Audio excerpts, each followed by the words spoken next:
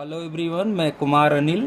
आप सब लोगों को मैं प्रारंभिक शिक्षा के नवीन प्रयास में भारत के संविधान की प्रस्तावना पर चल रहा था और कल मैंने आप सब लोगों को धर्म और उपासना की स्वतंत्रता के संदर्भ तक समझाया था। देखिए, उसी के आगे मैं आगे पढ़ता हूँ। प्रतिष्ठा व अवसर की समानता प्राप्त करने के लिए तथा उन सब में व्यक्तियों की गरिमा और राष्ट्र की एकता सुनिश्चित करने वाली बंधुता को बढ़ाने के लिए दृढ़ संकल्प होकर अपनी इस संविधान सभा में आज, तो इसका मतलब देखिए, यहाँ पर समझिए, उपासना की स्वतंत्रता आपको मैंने समझाया कि कोई भी व्यक्ति अपने पसंद से, अपनी इच्छा के मुताबिक किसी की भी पूजा उपासना कर सकता है। प्रतिष्ठा यानी कि सम्मान, अवसर की समानता यानी कि अगर भारत के एक नागरिक को कोई अवसर दिया जा रहा है तो उस पर भारत के प्रत्येक नागरिक को अधिकार है कि उस तरह का अवसर उसको प्राप्त हो, मिले।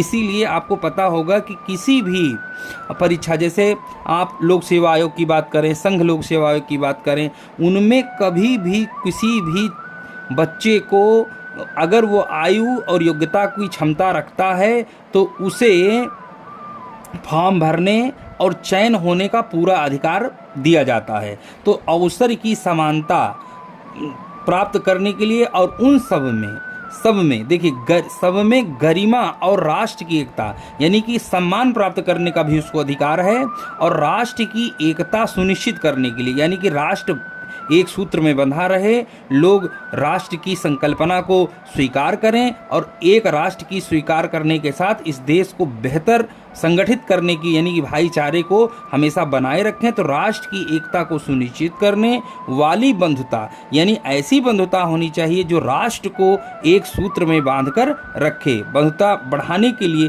दृढ़ संकल्प यानी कि हम संकल्पित नहीं, दृढ़ संकल्पित हैं, यानी कि हर स्थिति में संकल्पित हैं कि हम आज अपने संविधान सभा में आज दिनांक 26 नवंबर 1949 यानी कि इस तारीख से हमारे, अब आपको अच्छी तरह पता है कि इस तारीख को हम और आप नहीं थे, तो इसका मतलब हम नहीं थे तो ऐसा नहीं है कि हम नहीं थे, हमारे पूर्वज थे। तो उन पूर्वजों ने यह संकल्प लिया कि हम आज की तारीख से यह विचार मानते हैं, और उन्हीं पूर्वजों की चूंकि हम संतान हैं तो हम भी उस संकल्प को दोहराते हैं कि जो हमारे पूर्वजों ने प्रतिज्ञा ली है वह प्रतिज्ञा हम पूरा करेंगे। उसके आगे है, देखिए, समय की बात कही गई। मित मार्ग शीर्ष शुक्ल सप्तमी संवत 2006 विक्रमी। तो ये एक हिंदी महीने के अनुसार इसकी तारीख को समझाया बताया गया आपको को अतएव द्वारा इस संविधान को अंगीकृत, अधिनियमित और आत्मर्पित। देखिए, तीन शब्द हैं। अंगीकृत मतलब स्वीकार करना, जैसे अंगवस्त्र होता है उस तरह अंगीकृत किया गया। अधिनियमित मतलब नियम से माना गया।